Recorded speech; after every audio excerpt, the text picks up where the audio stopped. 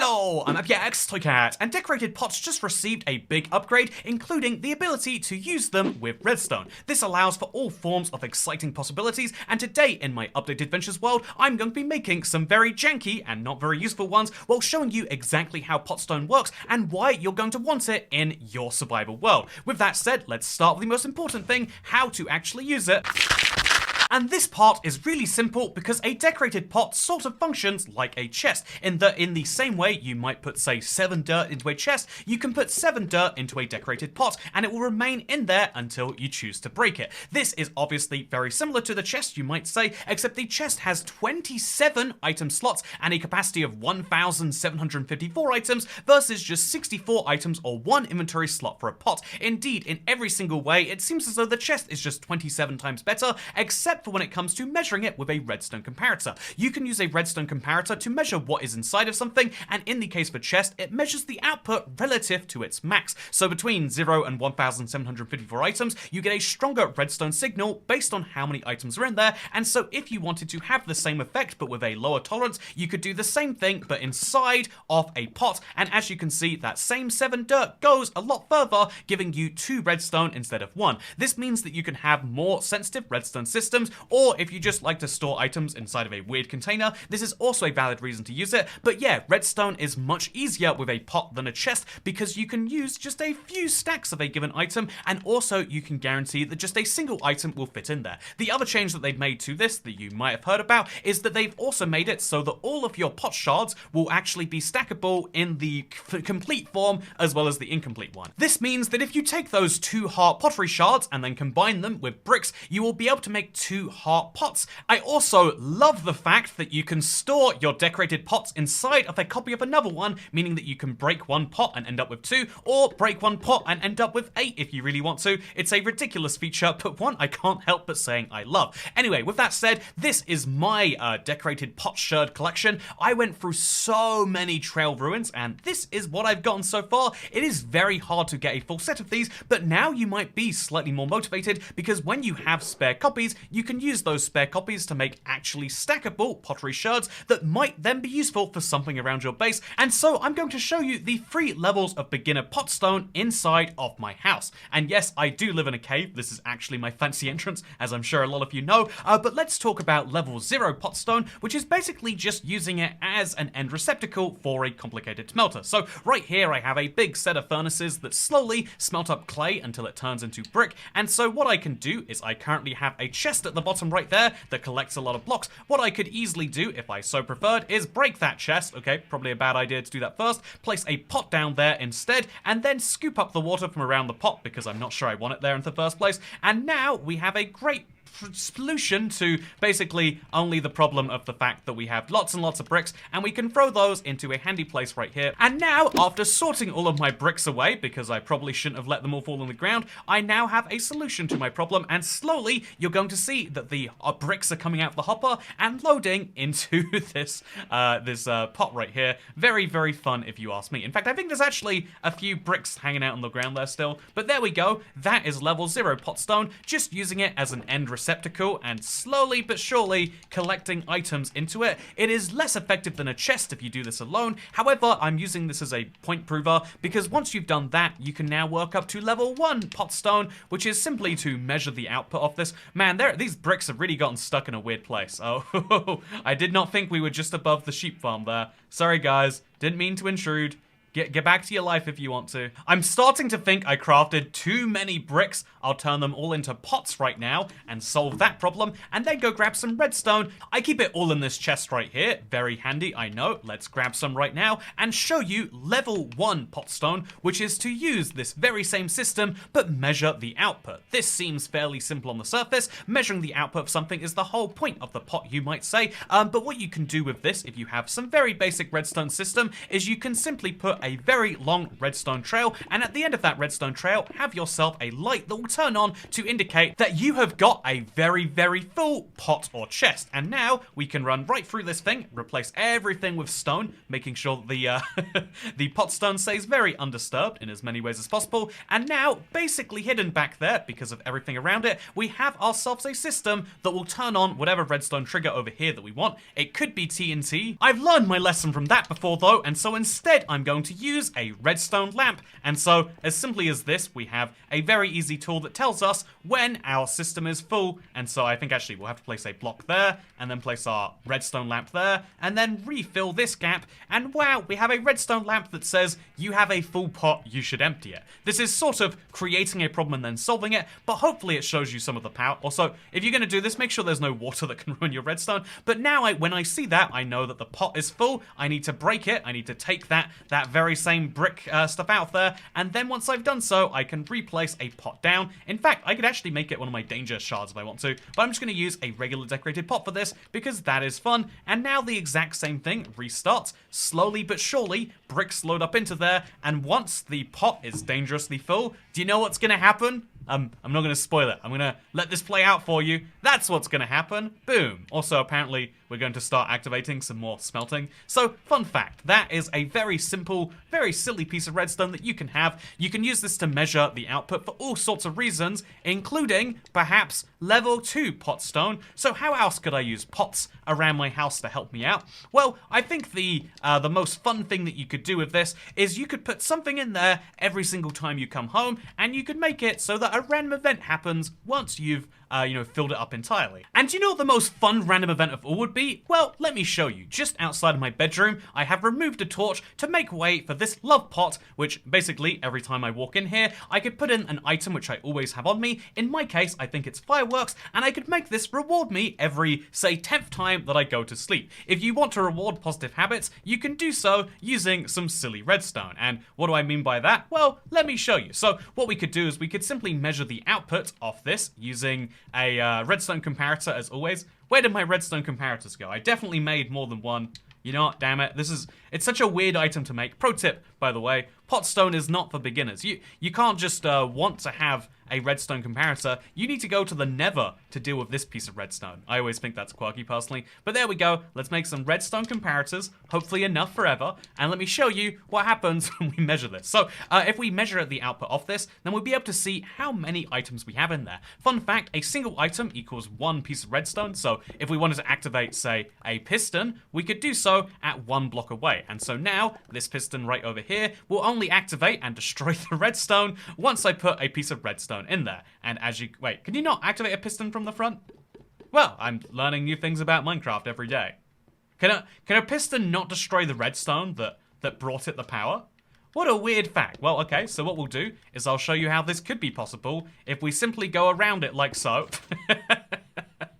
We have a self-destroying piece of redstone. How beautiful. I see, you know, this is the cool thing about Minecraft. While learning about decorated pots, I learned a new fact about the piston. But anyway, so now what we could do is we could measure the output of this, preferably about the piston right there, and say that when we have, say, 10 items in there, or 3 pieces of redstone, we could have something fun happen. Well, what does something fun mean in my case? Well, I think a fun example of this could be that we set up just 3 pieces of redstone, or 4, so maybe 14 items, to activate something right below the pot. And so every time we put 10 items in there, once I get 10 whole fireworks or 14 whole fireworks, what could happen is the pot would break and give me all of those fireworks to keep. It could be like a saving scheme. I wasn't expecting that to happen so quickly. It could be like a saving scheme where I put 1, 2, 3, 4, 5, 6, 7, 8, 9, 10, 11, 12, 13, 14 fireworks go in, and then what do you know? The game decides that I am worthy of my fireworks back. Also, my pot went purple. You saw that, right? Are pots meant to be purple? Whoa, colored pots.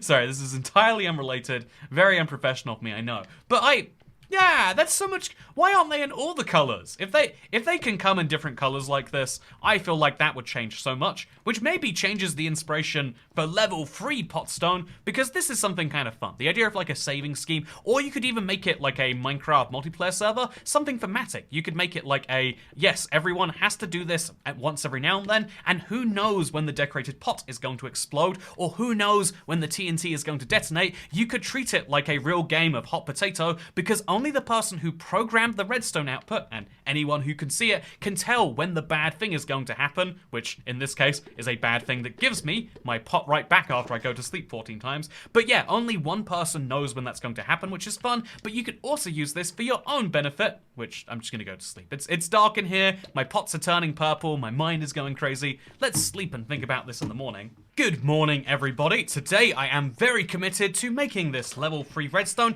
and doing it in such a way that really honors that these pots could be more fun if they had different colors. I know this is the problem with when you get anything in Minecraft, that it could always be better and you could have more, but ultimately that is the cycle of this game, and so this was the best I could do of a decorated pot before the update. Literally, I hung up a arms up a pot right over here in front of a torch, and that was as good as I had, but now I think I can do a lot better. So I'll put this over there, and I guess future me can enjoy looking at that, but current me is going to do something fun involving 2 pots, because you don't just have to use a single decorated pot, indeed you can use them in tandem with other ones. So I'm going to put a danger pottery shard with some bricks around it, 1 2 1 2 1 2, stack those together, and imagine just how great it would be. Wait, so these ones are, why are they sometimes different colors? Anyway, so imagine if these could be a fun color. Imagine a green pot, that would be great, but obviously it's a pipe dream. It's incredibly impossible to imagine something like that unless we were to do something silly, like dig out a hole over there and a hole over here, or maybe we could go even more fun than this actually. We could just put these down on the ground over here. Oh, actually, that is the ground, I guess. And then behind both of these things, we put a redstone comparator. So this will allow us to measure what's in both of these pots, and then we could do something fun and make it so that only people who know what is behind this wall will know exactly how to get through it. Because, yeah, I'm going to use a very rudimentary form of redstone right now and activate it so that when you have, say, again, I think, let's say 4 pieces of the right item in there, or 3 extra because I have 1 in there already, you'll be able to go and see my magical dream of a future world. So we set up 2 simple redstone comparators, hook them up to 2 pieces of redstone, so should just require 4 things to turn on, and then we have a piston. Wait.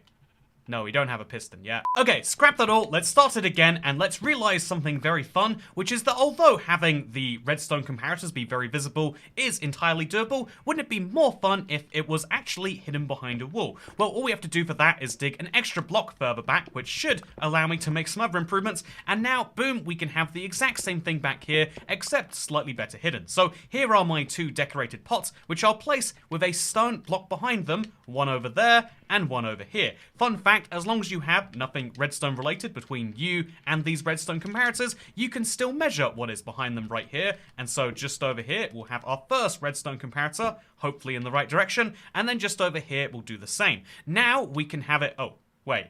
Okay, very odd.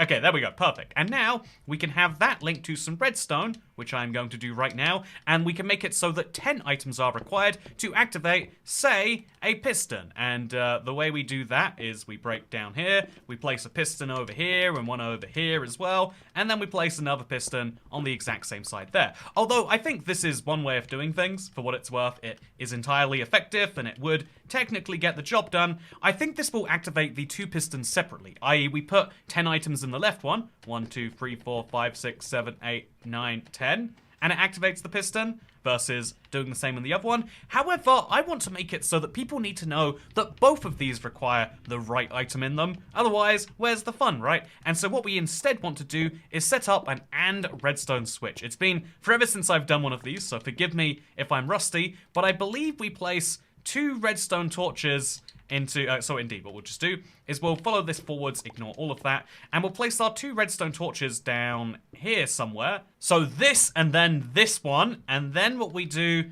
is we place a redstone between them, and that will only turn on the redstone torch here when both sources are activated. To confirm that that is true, let's power all of their redstone in there, let's put a bunch of these in there, and see if that is correct. It does not appear to be correct. Maybe because this is meant to be directly linked to the redstone. Yeah, that looks right there. So now, when both of those are turned on, this turns off. Which means, if I have done things correctly, and that is a big if at this point, now we have a redstone input, which means that if both of these are filled, this will retract. And when both of these aren't filled, or even one of them isn't filled, oh, it still activates. I have misunderstood entirely. Okay, they're both broken, and the redstone is permanently locked on. I do not know how redstone torches work. Oh, it's meant to be a block higher up, that's why. So this was the correct form.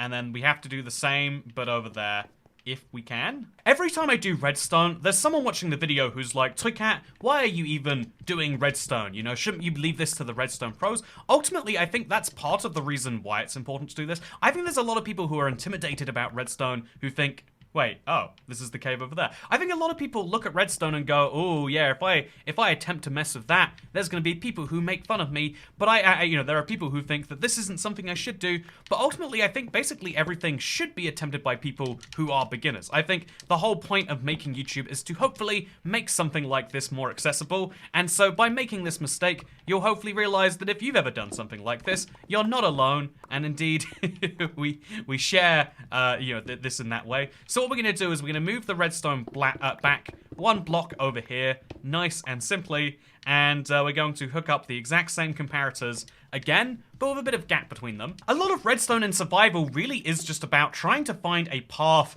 that actually works between 2 points, and that is something that can be very hard and very obtuse if you already have a lot of things built in the area. But today, I'm going to show that we can work this regardless of that fact. So now, we're just going to move the redstone from there around back this way, just to make sure that it absolutely works.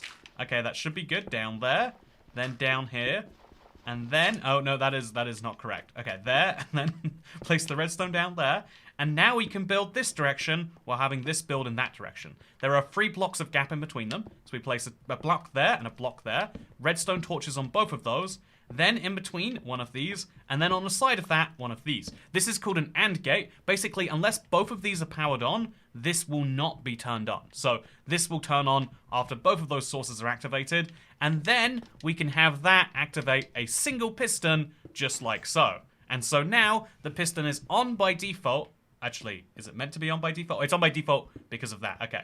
So now, we have a piston. Actually, no, we can use this to our advantage. Yeah, the piston will be on by default, unless we fill 2 pots to the side here. Will that work? Let's actually find out together. Let's not pretend that this is something we have no clue about ahead of time. That's one of those filled. Here is another one of those filled. And after we've done so effectively, the piston will retract inwards. And now we know that that works correctly. Wait, has it retracted inwards?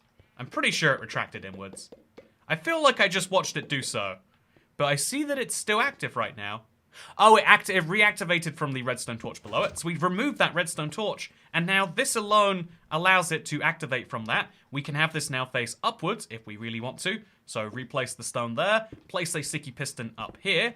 Or actually, maybe we could place it like down a block. I'm curious if that will work correctly. Let's break one of the pots and find out. There we go, yeah. So now this piston will have a single piece of stone active there, which will otherwise block my potential access into this tunnel unless I fill both of these pots with the right thing, which they'll be previously filled with. So that is a lot of redstone to explain something fairly fun and fairly basic. But now what we can do is we can have a tunnel which looks like it is impossible until you do just the right thing involving these pots. So let's grab this pot right here, the danger pottery shard. Let's fill it up and let's show that yes, these pots both being filled is the correct solution. Oh no, I don't have enough items for this one. So let's let's fill it with fireworks, since we know I love those. Fill this with the right things, and once you do that, you have final access through this passageway, which you can crawl through, and then you can access on the other side. This is actually a bit messy to walk past the redstone, but that's entirely fine, because what's going to be on the other side is the fun part of this, in my opinion. Trust me when I say this is all going to be worth it, but for now, I just have to now hide the redstone from the cave behind it. I have to dig myself a tunnel that is actually workable. Indeed, hide as many of these blocks as we can, just to make my path as easy and straightforward as possible, and then I'm going to dig out the most beautiful thing that represents my true values here, and we're going to obviously decorate it as so, and this is maybe a fun part of the Let's Play for some, but yeah, let's speed things up as we go. This is a fun new segment of the Let's Play, by the way, because I think the Let's Play being about things that you can actually do in survival in a reasonable amount of time is something that's important, but also it might be fun to see that happening at a faster speed while still being a very human pace. And so this week is an interesting example of a Minecraft update which is very much smaller but also nicer to see. Having a smaller update but having it come out between the major ones actually leads to a lot of fun creativity, even if that's doing some silly things with pots, even if it's doing some fun things of just opening doors or having outputs go in different ways, or even just stacking your pots together. Having new forms of creativity come out of an update that seems so small is actually a big win. Many other small updates are just tiny bug fixes here and there, but having an actual brand new feature makes a big difference. In other words, I think this is a concise Minecraft update. It is short but to the point. It is between 1.20 and 1.21. We still get both of those updates, but in between we get this really nice one. And in a similar vein to that, something I've been really working on for the videos is being more concise. I think one of the problems that a lot of people used to have with the older style of Toycat video is there's a lot of what people might call waffling or rambling, kind of just talking to the camera to get the point in a very natural way, something I always do think is important, but also even if talking to the camera naturally is important, and to me, you better believe it is, I think it's also important to say that while you're having these natural conversations, it still is ideal to have them in less time if you can.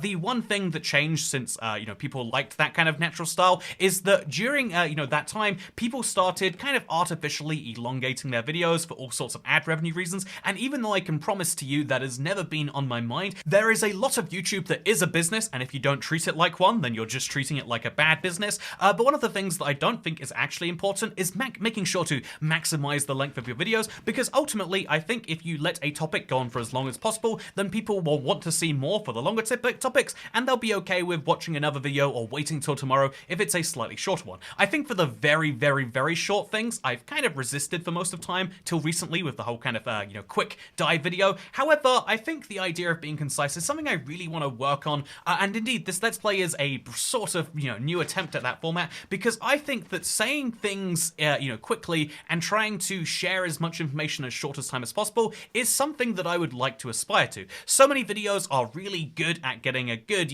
first 30 seconds across, but then as soon as they've crossed that critical mark, they just kind of descend into something else. I think I think my goal is to spend a lot more time. It takes double as long to say something in half as much time, is a counterintuitive fact, but my goal is to be better at doing that and to do that as much as I can, so that when you see a 10-minute video or when you see a 20-minute video, you're like, wow, that's a lot of extra stuff that goes in there, versus I think there was a phase where when you saw a 30-minute video on YouTube, it probably took the person 30 minutes to make. I don't think that phase of YouTube is ever coming back, and there's probably a good reason as to why, but I think in the modern era, rather than being too fast with your edits and your cuts, maybe what would be more important, and something that I want to try my very best on, is being fast and concise with my words and trying to get as much across as I can, and that's something I've been doing a lot more recently. Maybe you've noticed, but a lot of update videos would really start to run ridiculous amounts of time, something that is entirely fine when it happens, but I really want to work my best on reducing the number of words to say the same things if I can, something that is proven very, very hard. It isn't necessarily natural to me, but it is something that feels good when I do it, and so with the form of this Let's Play, it is the same thing but shorter, and to anyone who feels like, but I want to have a longer companion, I think the live stream still existing is the best case for that. Indeed, I think the next live stream on this channel will probably be in the Let's Play world, will be that long form, couple of hours, let's talk about history, philosophy, as well as whatever else in Minecraft, and I hope that that's something that you're down with, because if it's not, then whoopsie, I think it's already happening. It's a big change that is going on here, but ultimately, it's one that I think is important to go through. And speaking of things that are important to go through, if you like the idea of a quick challenge, or you want a much longer one, maybe you'd enjoy Ultra Flat Survival. It's available on the marketplace right now, and indeed, if you want to download it, you can play it with as many friends as you like. Only one of you needs to own the map, and you'll get updates for as long as you like. It's the ultimate super flat experience for both survival, for creative, for structures, no structures. If you want all of the options that Minecraft should have by default and a bunch more, then you can get it with Ultra Flat Survival, available on the marketplace right now,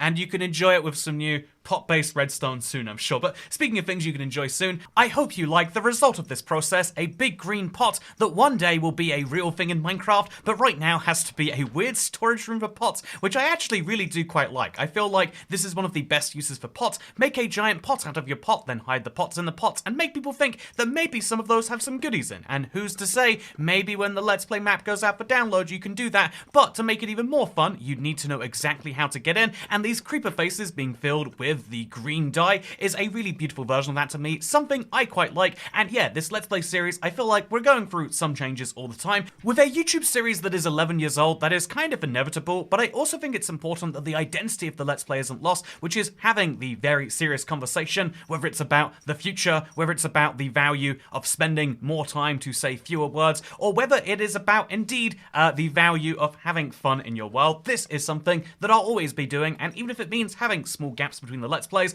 I think having something that is here that you can rely on, that is a fun dive into what I've been up to in my world, is totally worth doing. And whether you think it or not, I look forward to seeing you in the next one, even if it's a couple of weeks from now. Thank you very much for joining me today, and I look forward to seeing you in the next one. Okay, goodbye.